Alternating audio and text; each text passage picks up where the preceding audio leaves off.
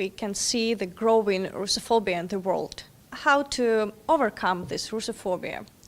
What can you do personally as a Russian politician? If we stop behaving like we are behaving right now, there will be no Russophobia. There is no organic Russophobia in any countries. Of course, some people, which are usually pretty marginal in their own countries, they're afraid of Russia as just a big country, as a big Russian bear. But just 2-3 years ago, how many of them were, say, in the United States? 5% of population, maybe. That's it. Right now, that's 50%, and that's all us. So the source of Russophobia is in Russia, not in the other countries. But in the same time, we have a picture of Russia, which partially official Russia. If there are chances to develop this liberal another Russia, and who can, I don't know, develop this picture, and how could we, Ukrainians or somebody else, could help in this? I would be extremely cautious in using the word liberal, because in our cultures, many people understand very different things under the word liberal. I would say that for me the choice is what is the most important thing. Is it the government, the state, or is it a human being? And that's the most important thing that, in my mind, Russia should transition.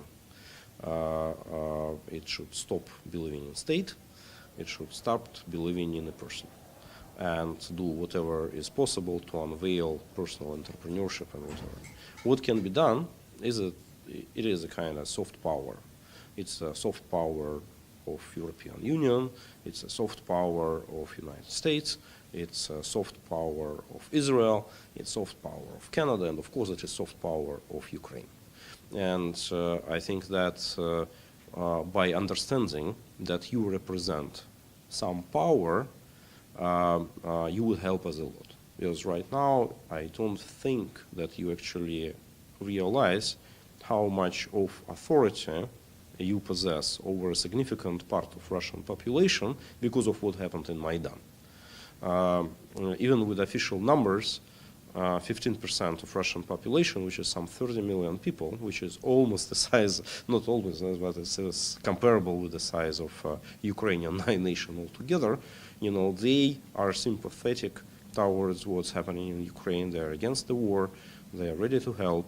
And you can say that there are not 45 million Ukrainians right now, but it's 75 million Ukrainians in terms of people who share the same values. And you can use the power of those 30 million people as these 30 million of people want to use the power of these 45.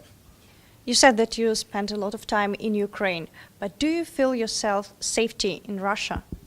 I am not feel safe in Russia because I cannot go in Russia for more than a year already. I am under arrest there. And more than under arrest, I am under international search. So I cannot go there. I still try to carry my duties as a member of Russian parliament. I still vote, I introduce laws. My offices in my region, which is Siberia and Novosibirsk, are still working. I have political aides. Out of 45 political aides, 9 are in exile and 20 under criminal prosecution, but those who are still in Russia, they're still working.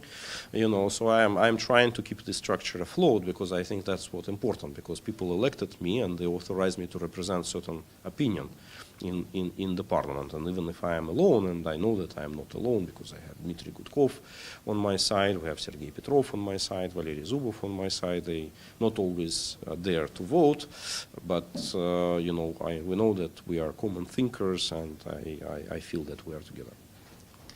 There are talks that in Russia nowadays it's hard to achieve publicity, to be on public, if you do not cooperate with Kremlin somehow. How do you achieve to be on a public and big Russian policy? Right now, I cannot say that I am big on Russian policies, because I have good media coverage, but that media coverage usually is related to some new criminal prosecution, or some new funds that I supposedly embezzled with some other state foundation. But that's the rule of the games. At the end of the day, Winston Churchill once said, if not for necrolog, all public buzz is good. So I'm trying to keep afloat. What really saddens me is that I cannot go back to my region because a lot of work of a deputy is related to personally talking to people, and I love to travel in the countryside. I have a lot of supporters in the countryside, actually more than in the city. I like to drink samagon with them, I like to meet, I like to sing songs, I like to talk to them, and I feel that they are orphaned without me being there, and that is bad. Siberia is where the majority of our natural resources are, but also it's where our capital of innovation is, and that's my Novosibirsk, and that's the third largest city in Russia. And according to the results of all the recent political campaigns, we see that Siberia is the most liberated, the most opposition-minded. We have several important victories of opposition politicians in the regions of Siberia to the country of central Russia. That's why I really put a lot of hopes that the revival of Russia, political revival, social revival, will come from Siberia.